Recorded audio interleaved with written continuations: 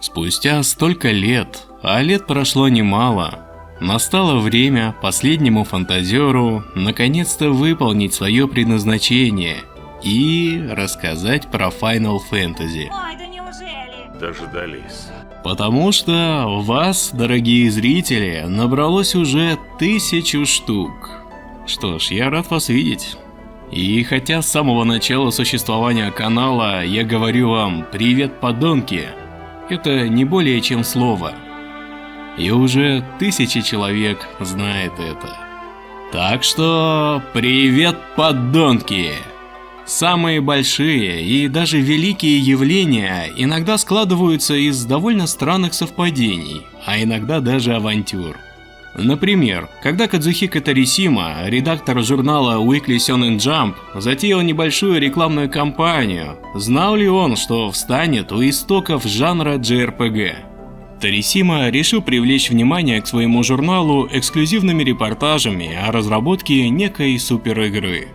Weekly Shonen Jump публиковал работы мангаки Акиры Ториямы, который к тому времени уже успел стать популярным.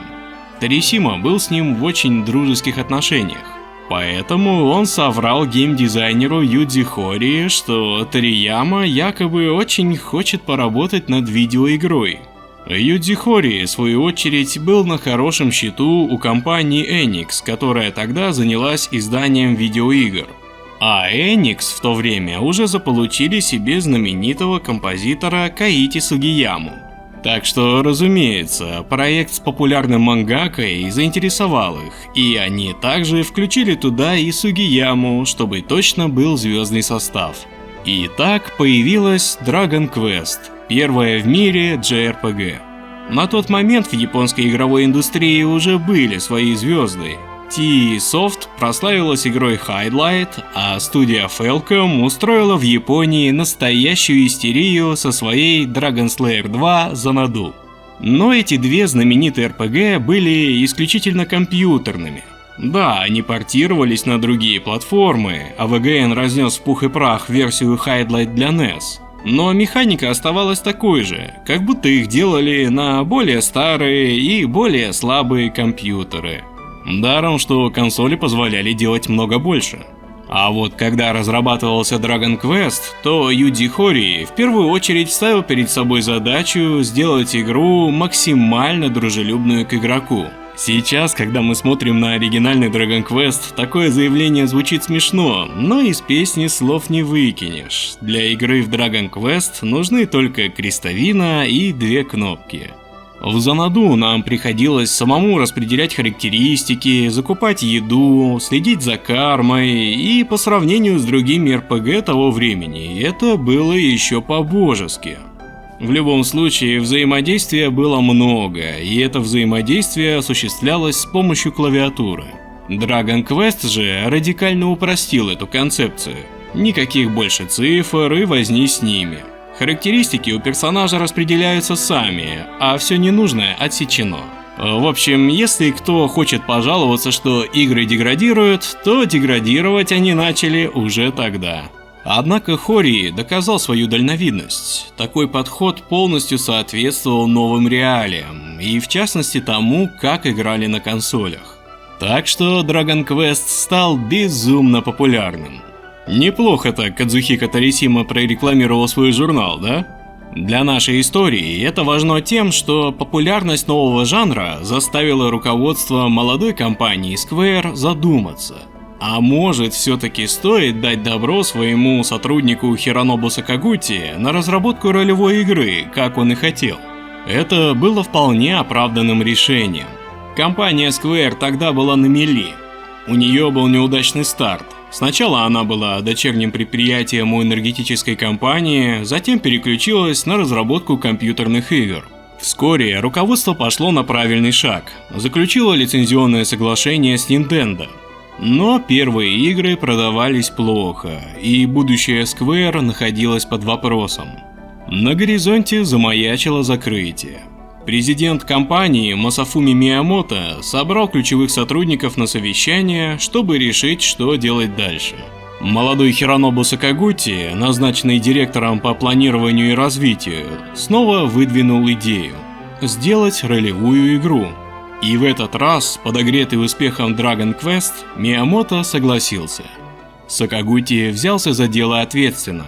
Поскольку кадров не хватало, а проект предстоял амбициозный, то он, уже будучи директором по развитию, взял на себя еще и обязанности дизайнера и сценариста. Уже здесь прослеживается характерный почерк руководства Сакагути. Хотя, по его признанию, поначалу в его команду пришло всего 3 человека, потому что у Сакагути была репутация жесткого руководителя, он продолжал подтягивать на разработку людей как внутри Square, так и за ее пределами. И он всегда выбирал лучших. Например, иной кандидатуры на роль композитора, кроме как Нобуо Уэмацу, не обсуждалось. Уэмацу уже был штатным композитором Square, и всем были известны его таланты. Впрочем, даже те, кого Сакагути ставил на второстепенные роли и без всякого прошлого опыта, имели огромный потенциал. Так, ответственный за отладку Хироюки Ито в будущем станет ответственным еще и за разработку боевой системы во всех классических частях серии, а кроме того, еще и будет режиссером потрясающих Final Fantasy VI и Final Fantasy IX. Дизайнеры Коити Исии и Акитоси Кавадзу в будущем прославятся сериями Мана и Сага соответственно. По словам Сакагути, когда он в самом начале разработки сказал, что с текущей командой у них ничего не получится, Исии и Кавадзу восприняли это как вызов и серьезно взялись за работу. И в становлении Final Fantasy они сыграли важнейшую роль. Так, Кавадзу, который занимался боевой системой, ввел такой геймплейный элемент, как уязвимость противника перед атаками определенного типа. Это было сделано под влиянием западных RPG, в том числе и Dungeons and Dragons. Кавадзу также настоял на том, чтобы дать игроку возможность самому создавать партию из персонажей разных классов, тоже как в его любимых западных RPG. Если вы знакомы с серией Мана, то не удивитесь тому, что главным романтиком в команде стал Коити Исии. Собственно, это Исии придумал сеттинг для первой финалки, предложил идею кристаллов и выдвинул на роль иллюстратора кандидатуру легендарного художника Йоситаки Амано. Кстати, это забавная история. Поначалу Сакагути отказался, потому что ничего не знал про Амано. Но потом он сам показал Исии вырезки из журналов, мол, смотри, вот какой нам нужен стиль. Удивленный Исии ответил, что эти иллюстрации нарисовал как раз тот самый Амано. И тогда впечатленный Сакагути дал добро. Стоит отметить, что выбор Амано был даже единственно верным в той ситуации. Из-за причудливого сочетания стилей Ториямы и Хории, а еще у обоих было одинаково дурашливое чувство юмора, Dragon Quest был нарочито аляповатым и комичным, и это стало фишкой серии. Так что стиль Амано, да еще и в музыкальном оформлении Уэмацу, был полной противоположностью веселому Dragon Quest. Торжественный, эпичный, по-настоящему сказочный и без преувеличения красивый. Это было вполне характерно для Сакагути, который всегда тяготел к романтике и сентиментальности. Но еще это было необходимо для новой игры. Ей нужно было выделиться и не затеряться в тени гиганта Dragon Quest. Ведь не стоит забывать, что троица Торияму, Хори, Сугияма уже вовсю делала продолжение Dragon Quest, и эти продолжения становились все успешнее и успешнее. Поэтому, как говорил Сакагути, они намеренно делали нечто противоположное Dragon Quest. Кстати говоря, о графике Final Fantasy. Когда я только начинал свой путь фантазера, то меня удивляло заявление, что Йоситака Амано придумал внешний вид персонажей и монстров. Амано рисовал тушью, и уже в 80-е был настоящим динозавром. На момент разработки Final Fantasy у него был уже почти 20-летний опыт работы. Трудно представить себе такого патриарха, сидящим за дигитайзером и буквально сражающимся за каждый пиксель в спрайте 16:16. Подобную прогрессивность взглядов проявил разве что композитор Коити Сугияма, который свои 50 с лишним лет изучал особенности написания музыки для Nintendo Famicom и даже давал советы разработчикам. Собственно, благодаря Final Fantasy я стал поклонником Йоситаки Амано и, кроме того, всегда считал, что более подходящего художника для Final Fantasy найти невозможно. И в то же время, как мне кажется, последняя фантазия так и не смогла показать его гений во всей красе из-за технических ограничений. Поэтому, кроме Амано, у серии Final Fantasy есть еще один герой, который надолго определил ее узнаваемый графический стиль. А точнее, не герой, а героиня. Эту красотку зовут Кадзука Сибуя. Назовите любую классическую игру Square, и там будет ее имя. Наверное, будет неправильно сказать, что Сибуя изобрела этот стиль чиби-человечков, которыми знаменит жанр JRPG. В конце концов, японские ролевые игры были и до Final Fantasy. Но можно сказать наверняка, что именно Сибуя закрепила те самые характерные черты, которые игрок вспоминает в первую очередь, когда думает о пиксельных JRPG.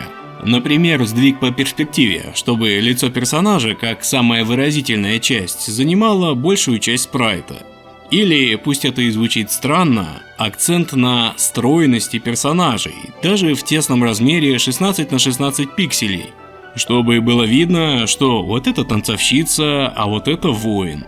Так что они, конечно, были пупсами, но очень выразительными пупсами, и ты сразу видел, кто перед тобой.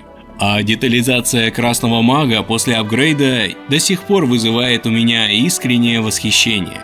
И, конечно, именно Сибуя переделывала рисунки Амано в спрайты. Так что, если кого и нужно благодарить за потрясающий и узнаваемый визуальный стиль пиксельных игр Square, так это ее. Кроме того, и над сценарием игры тоже работал профессионал, сценарист Кэнди Терада. Честно говоря, в его послужном списке я не нашел для себя громких названий. Но уже то, что он неоднократно привлекался как сценарист для экранизации манги, говорит, что это крепкий профессионал, владеющий своим ремеслом. Кстати, Терада написал свою собственную новелизацию Final Fantasy 2, и надеюсь, мы еще над ней поугараем, потому что чтиво занимательное. Перевод нескольких глав можно послушать на нашем канале. Было странно, как в эту сугубо японскую компанию затесался американец иранского происхождения Насир Гебелли. Разумеется, он попал в Square не за экзотическое имя.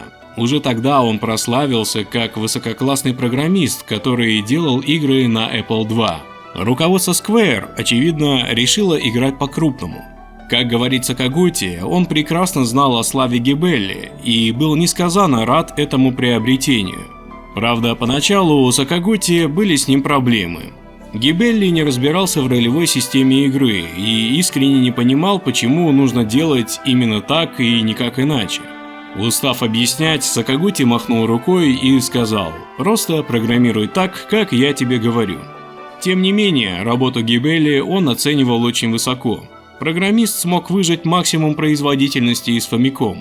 А еще, как рассказывал Сакагути, Гебелли в свободное время писал демки для Famicom и показывал их коллегам. И хотя Сакагути, как истинный японец, поначалу сетовал, что это время Гебелли мог бы потратить на работу над Final Fantasy, он признавал, что демки Гебелли сильно поднимали дух команды. А это было очень важно, поскольку, когда проект стал обретать очертания, то руководству компании стало ясно, что это будет нечто значительное, и на помощь была отправлена еще одна команда. И в эту историю верится. На мой взгляд, с таким подходом просто не могло получиться плохо. Руководство компании сделало ставку на правильного человека и всячески ему содействовало. В результате над Final Fantasy работали либо профессионалы, либо очень перспективные люди. Когда настало время выбирать название для игры, разработчики исходили из того, что оно должно иметь простое сокращение, которое на японском языке уместилось бы в 4 слога – FU-FU. Изначальным вариантом Сакагути предполагал Fighting Fantasy. В этом был свой резон. Раз уж Кавадзу протолкнул возможность создавать партию по своему усмотрению, то мир игры превращался в своеобразное поле для экспериментов, где игрок должен был во многих битвах выяснить, какой состав партии лучше всего. Однако это название уже было занято одной настольной игрой, так что его пришлось изменить. И обидно, что никто так и не рассказывает, каким именно образом Fighting Fantasy превратилась в Final Fantasy. Но вот что интересно. Для всех этот процесс произошел настолько естественно, что не вызывал вопросов ни у кого ни тогда, ни сейчас. И неудивительно.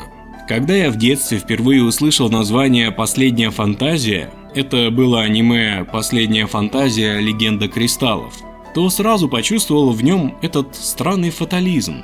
Конечно, в детстве я не знал слова «фатализм», но слово «последний» рисовало в воображении своеобразный фильм-катастрофу, когда все закончится плохо и печально, и рассказанная история будет последней историей. Что ж, похоже, я уловил самую суть. История, которую хотел рассказать Хиронобу Сакагути, имела все шансы стать именно что последней. Это понимали все, в том числе и руководство Square, которое помогало ему реализовать этот амбициозный проект. Сакагути говорил, что хотел доказать себе и остальным, что он, вчерашний студент, все же состоялся как геймдизайнер. Потому что если бы последняя фантазия не поправила положение Square, то она действительно бы стала последней для Сакагути, и он вернулся бы к учебе в университете. А это означало, по его словам, что ему пришлось бы заново отучиться 1 год в новой обстановке и без прежних друзей, которые уже перешли на следующий курс. От этой перспективы Сакагути было очень грустно. Так что неудивительно, что от названия Final Fantasy веяло таким фатализмом. Тем не менее, Сакагути был уверен в своем проекте настолько, что уговорил руководство компании увеличить планируемый тираж будущей игры в 2 раза.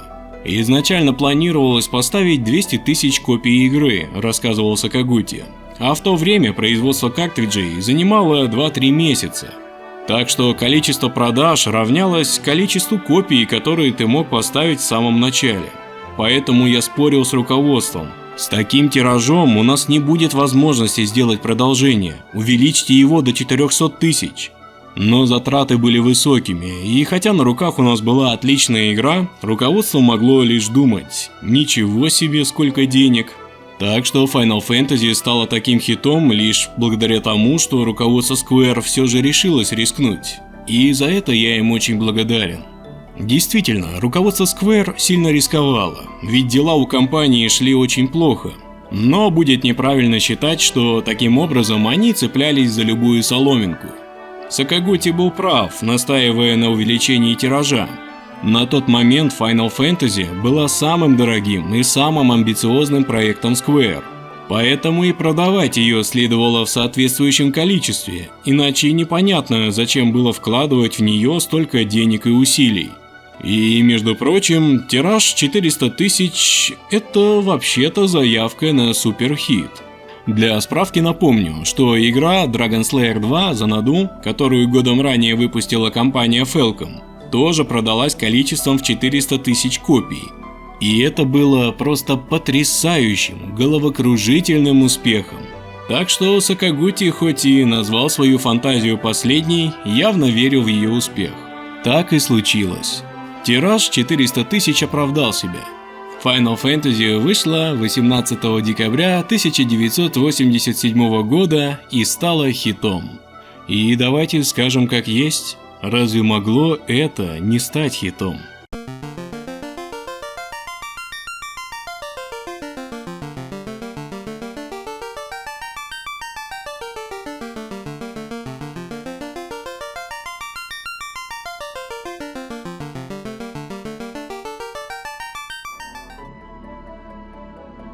Я горжусь тем, что моей первой Final Fantasy была именно первая 8-битная Final Fantasy.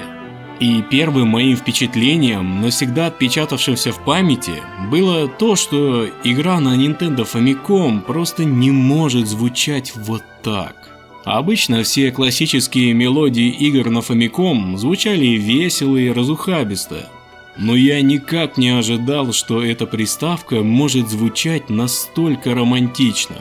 Да, композитор Нобуо Уэмацу сделал то, что в будущем станет отличительной чертой Final Fantasy. Он пообещал, что нас ждет нечто прекрасное. И не обманул. и это тоже стало отличительной чертой Final Fantasy. Никакое другое название не могло появиться на экране под эту музыку, и никакая другая музыка не могла звучать вместе с этим названием. Всего лишь перебор на арфе, но именно это сказочное, таинственное звучание и должно было сопровождать слова «Последняя фантазия». И именно оно должно стать вступлением к некой большой истории. А в будущем эта композиция будет усложнена и приобретет то самое трогательное звучание. Интересно смотреть на геймдизайн 80-х. Никаких обучалок, вам просто выдают сначала небольшой клочок карты, где вы сами осваиваете игровые механики, прежде чем начать играть по-крупному.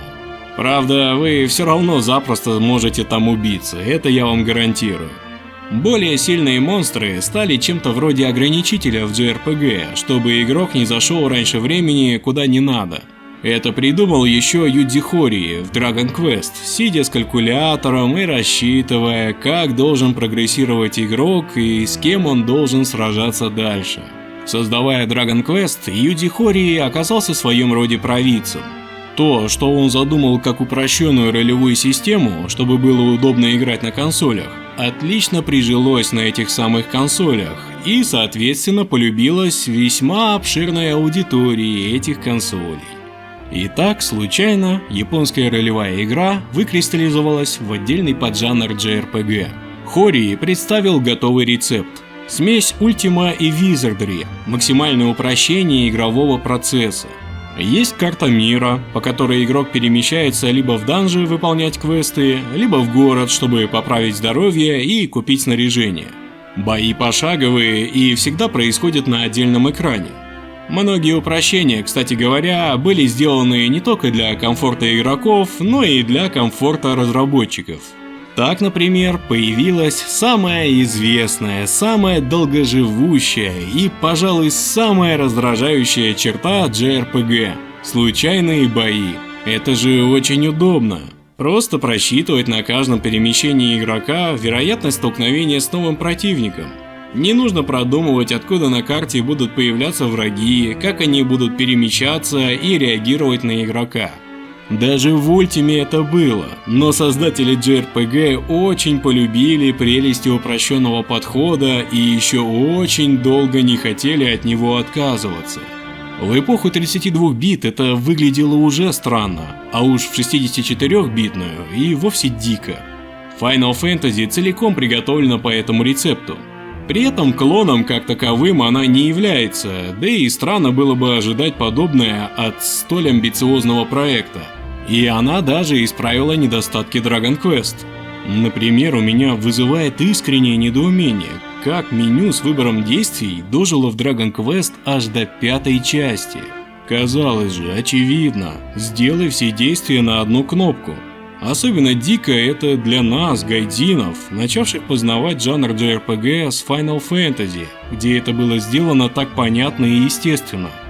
Было у Final Fantasy и другое нововведение, которое тоже казалось совершенно естественным. В боях стали показывать не только врагов, но и самих главных героев. Казалось бы, что здесь такого, но в Dragon Quest бои шли как бы от первого лица, то есть игрока не было видно. Так было еще и в Wizardry, и в Ultima, но, полагаю, в Dragon Quest это было скорее очередным упрощением для разработчиков, нежели следованием некой славной традиции. Чему здесь стоит удивляться, так это тому, что другие знаковые JRPG, такие как Phantasy Star или Mother, она же Earthbound, тоже делали эти бои от первого лица. И это всегда меня раздражало, потому что это казалось схематичным, халтурным. А вот Final Fantasy позволяло любоваться на тех, кого ты с таким тщанием пестовал. Кадзука Сибуя даже нарисовала анимации с разными типами оружия. Отдельно нарисованная ручка, потрясающая мечом или посохом. Очень мило. Ну а противники станут анимированными только в 7-й части. И, как я говорил, Акитоси Кавадзу придумал сделать врагам уязвимость к определенным стихиям и заклинаниям. Например, водяные враги уязвимы к молнии, а нежить уязвима к огню. Опять же, все это кажется вполне очевидным и естественным, но в результате в Final Fantasy стало интересно играть. К тому же, если выполнить необязательный квест в середине игры, то персонажи получают апгрейд своих классов. Это добавляет азарта и даже освежает ощущения от геймплея. Могла ли Final Fantasy тогда не понравиться игроку? Ну, только в том случае, если бы у нее не было рекламы. Так что у Сакагути был резон требовать больше начальный тираж. Final Fantasy очень хорошо продавалась и в Японии, и за ее пределами. Что и неудивительно, я думаю, каждый игрок был бы рад заполучить такую игру для своей Famicom или NES. И для этого даже не обязательно было любить RPG. Ведь Final Fantasy очень сильно выделялась. Такой романтичной атмосферы нет больше ни в одной игре на Famicom. Да и, честно говоря, это вообще большая редкость среди игр, и подобная сентиментальная и, даже не побоюсь этого слова, поэтичная атмосфера есть только в Ys, который, кстати, на нашем канале очень любят. Будущие проекты Сакагути покажут, что он очень тяготеет к сентиментальности, и это будет его характерным почерком. Ну, определяющей чертой серии Final Fantasy так уж точно. Разве что Сакагути не сможет застолбить себе звание самого первого романтика в мире видеоигр, потому что Ys вышел на несколько месяцев раньше. Часто бывает, что какая-нибудь известная серия приобретает свои определяющие черты не сразу, а только после выхода пары частей. Однако Final Fantasy это не тот случай. Последняя фантазия сразу стала последней фантазией, без проб и ошибок. Да, здесь еще нет Сида, еще нет Чикабо, еще нету Бигза и Веджа, но здесь есть красота, глубина и размах, которые навсегда будут связаны с именем Final Fantasy. Уже эта часть обладает закрученным сюжетом, хотя на первый взгляд все очень просто. Возможно, это одна из составляющих шарма первой Final Fantasy. Нас не нагружают личными переживаниями главных героев и длинными диалогами. Это путешествие от одного необычного приключения к другому. С земли на море, с моря в небо, с неба под воду. Казалось, что Сакагути, Исии и Терада попытались запихать в сценарий все идеи, которые имелись у них в запасе. И магические кристаллы, и эльфов, и гномов, и русалок, и роботов, и даже временную петлю. И правда, последняя фантазия. Лебединая песнь фантазии и творчеству, когда разработчики старались сделать как можно больше и лучше. Возможно, именно Final Fantasy закрепила, что жанр JRPG должен быть сюжетно ориентирован. Потому что я более чем уверен, что успех этой игры был обусловлен романтичной атмосферой, которая ощущалась очень свежо, а эта атмосфера, в свою очередь, создавалась как раз за счет сюжета. И что интересно, многие недомолвки в сценарии играют на руку этой атмосфере. Сценарий больше ориентирован на путешествия, нежели на какие-то личные отношения, а все остальное предстоит как бы додумывать. Я очень хвалил Ys за то, что он был так похож на древнюю героику, где тоже нет моральных дилемм или какого-то глубокого психологизма, а каждый персонаж — это просто тот или иной архетип. Четкое разделение добра и зла, а также и тема высшего предназначения создают ту самую таинственную атмосферу и ощущение сказки. Вступление, когда нам рассказывают про погибающий мир, где сбушевались море и ветра, и начала гнить земля, а затем про появление 4 неизвестных героев, присланных не иначе как самим божественным провидением во спасение людям, сразу настраивает на нужный лад. И ведь эти 4 кристалла не просто соответствуют каждой своей стихии, они составляют саму жизнь, саму сущность этого мира. И таким образом, восстанавливая сияние кристаллов, главные герои, посланники судьбы, борются не просто с каким-то плоским злодеем, мечтающим захватить мир, а буквально с самой смертью, с чистым, незамутненным злом.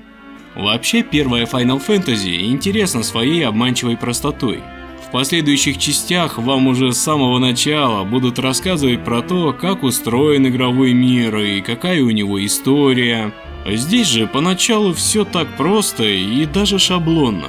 Всего лишь замок, всего лишь похищенная принцесса, но чем дальше, тем сложнее все становится. И очень скоро оказывается, что этот мир не просто сложнее, чем кажется, но у него еще и весьма запутанная история. И чтобы восстановить сияние кристаллов, вам придется побыть и на небе, и под водой, и в вулкане, и много где еще.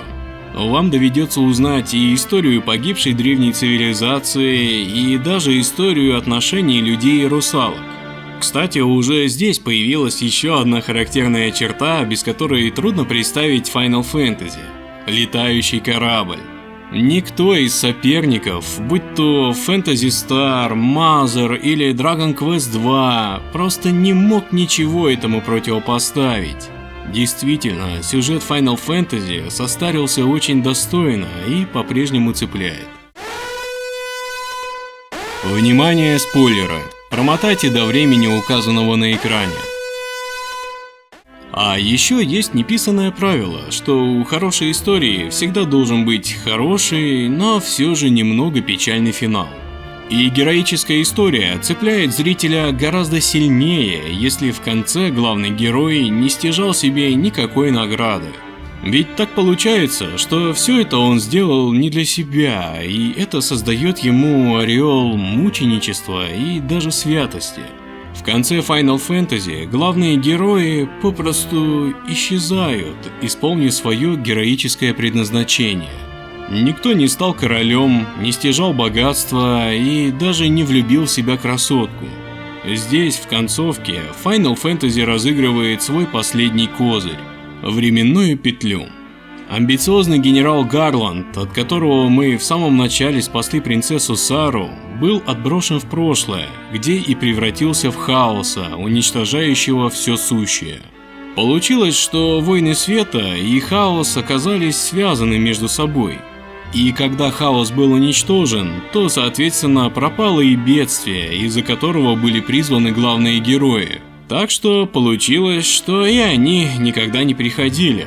Не знаю, закладывали ли сценаристы сюда какую-нибудь глубокую мысль, что добро и зло как-то связаны и проникают друг в друга, будто инь и янь, но получилось и впечатляюще, и грустно. Я не берусь утверждать, что в сценарии так уж много этих глубоких идей, и что они закладывались туда намеренно, но если все вышеперечисленное и по сей день навевает подобные мысли, то, стало быть, получилось очень достойно. И все эти мысли появились неспроста, потому что в Final Fantasy есть еще один рассказчик – музыка. О да, про творчество Нобуо Уэмацу, особенно в этой игре, я еще не наговорился. Но все же не без причины. И я считаю, что именно первая Final Fantasy стала лучшей работой Уэмацу. Ему оставили сюжет с большим количеством недомолвок, и он заполнил эти недомолвки музыкой. Да так, что я до сих пор не могу до конца выразить, какие же мысли возникают, когда ты слушаешь эти композиции. Вот, например, жемчужина этой игры – тема города.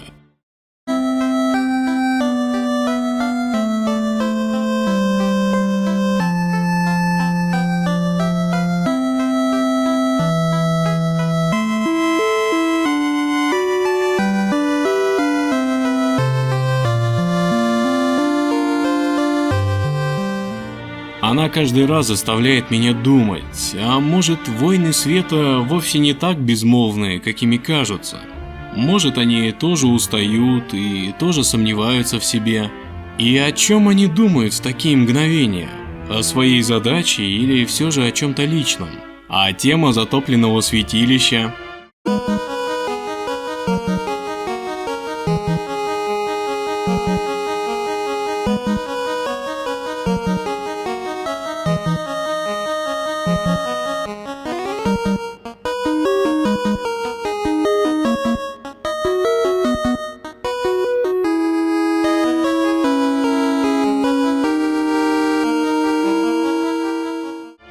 Я больше не знаю такой музыки, которая бы так передавала одновременно ощущение древности, таинственности и безнадежности.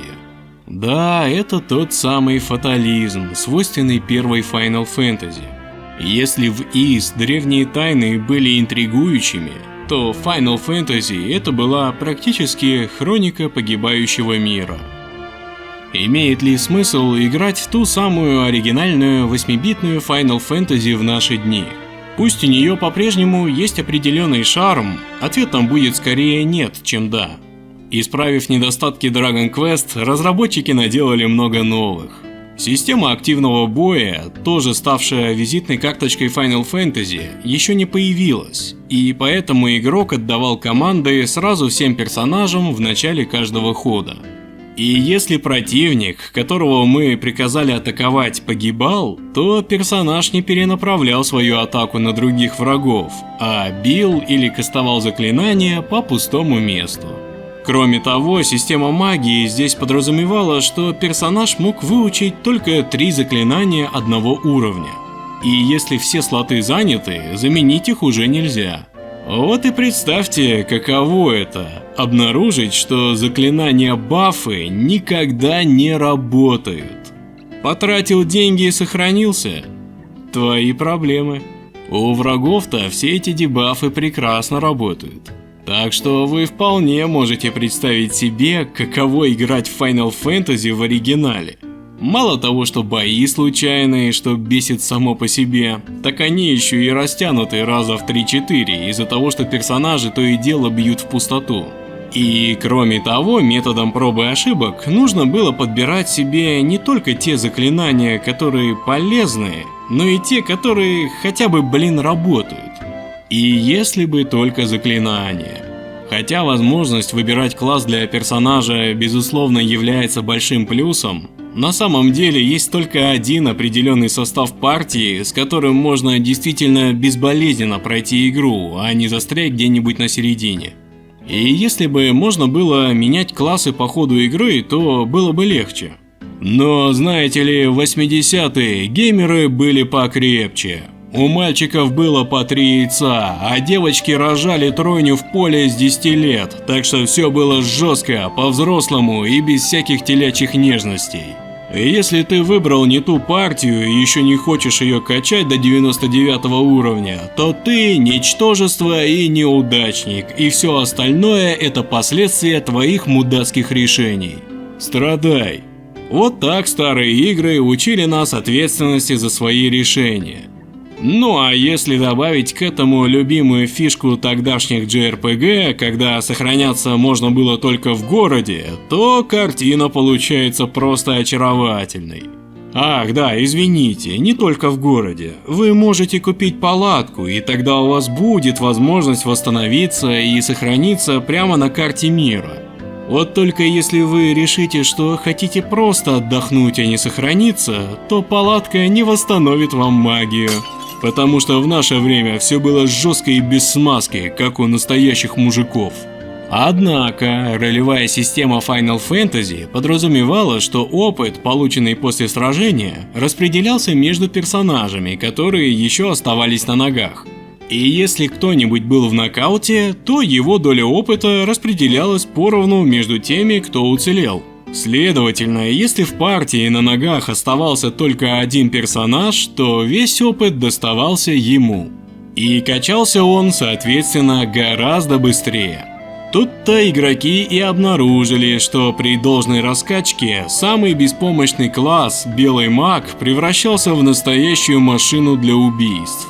А помогал в этой раскачке еще один косяк, который допустили разработчики. Поскольку бои в игре происходят случайным образом, на карте мира есть сетка, по которой рассчитывается уровень монстров, с которыми будет сталкиваться игрок. По недосмотру разработчиков, область, предназначенная для более поздних этапов игры, буквально на пару тайлов заходит на маленький полуостров, куда можно прийти на раннем этапе игры. Так что там уже хорошо раскачавшийся белый маг может раскачаться еще сильнее и, главное, быстрее.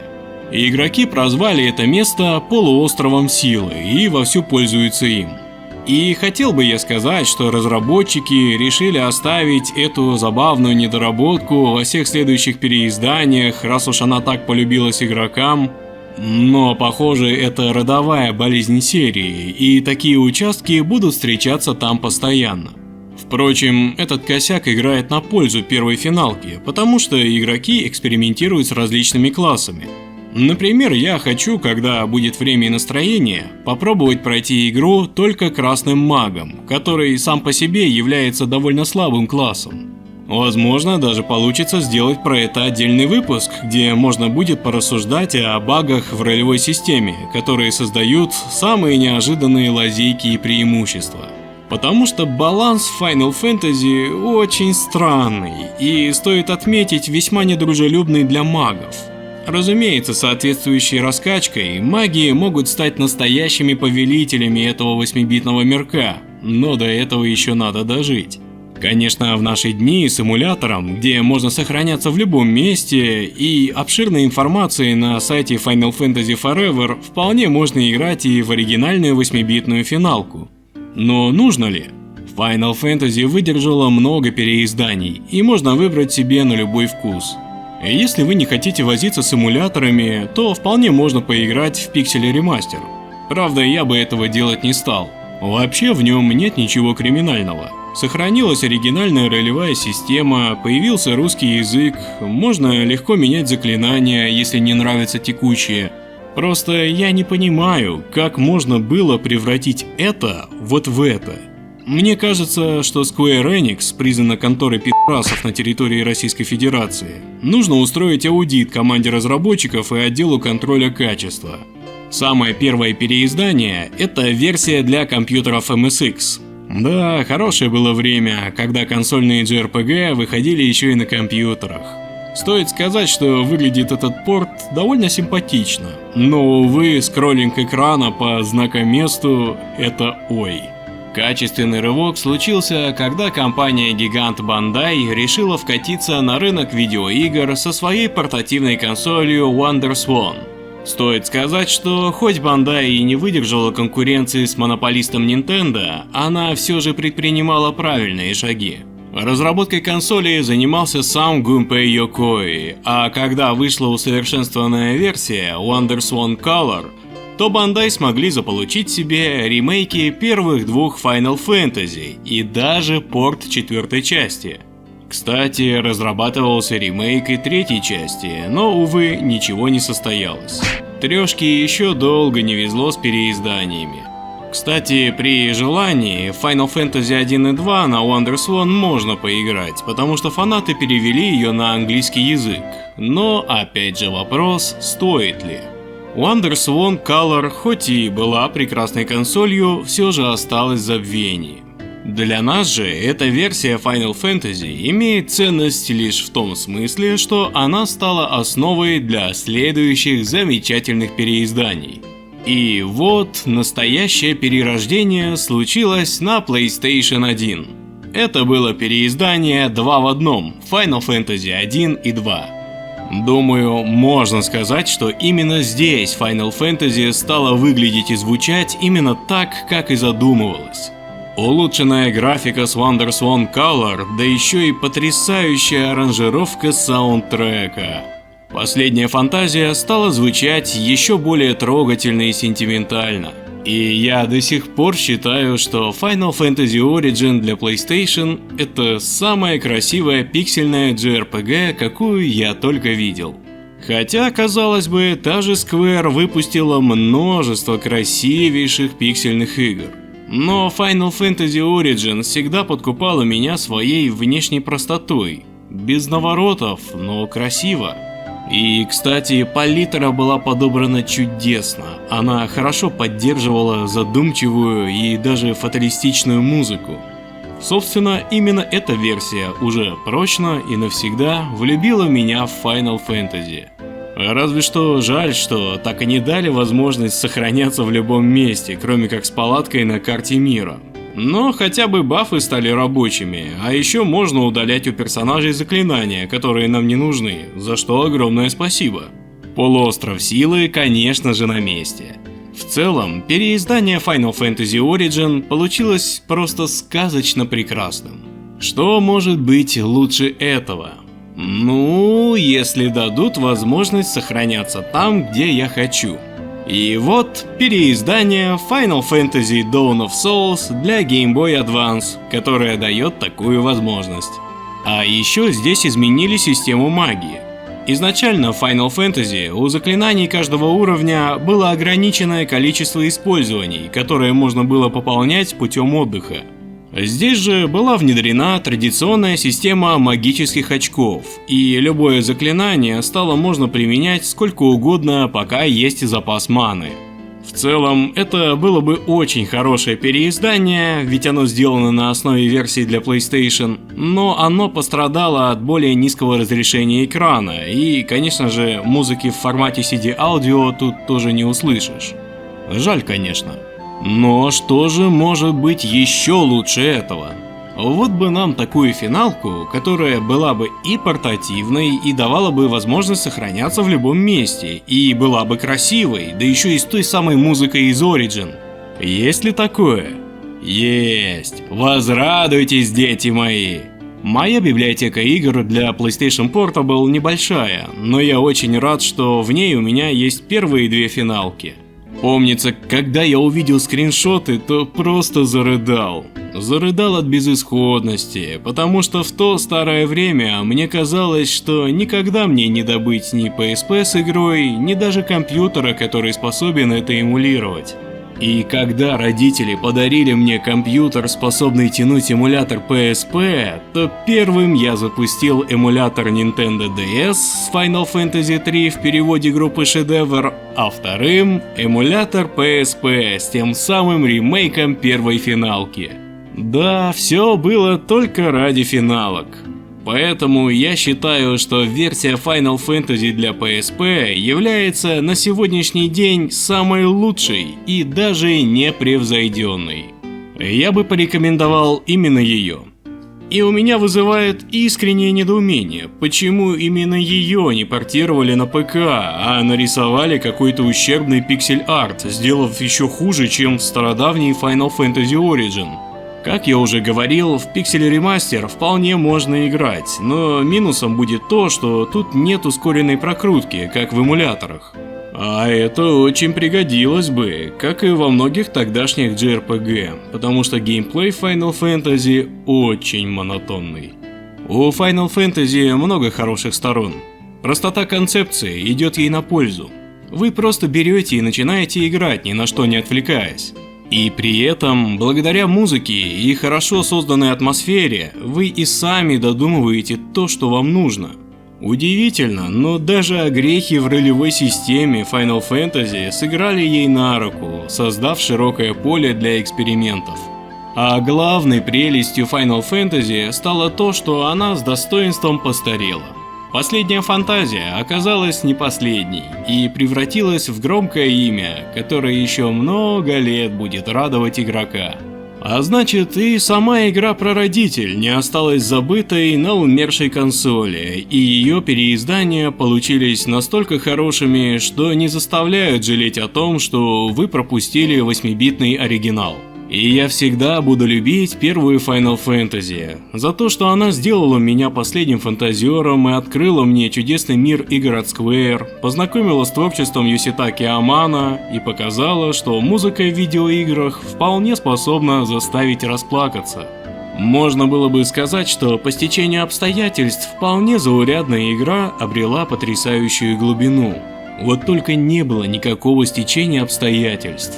Эту игру делали такой, и делали целенаправленно, потому что для творцов это была, без преувеличения, последняя фантазия. Если вам понравился обзор, то приглашаю вас на канал Радио Последнего Фантазера. Там выходят обзоры разных игр в формате аудио, а также еженедельный обзор «Утро понедельника».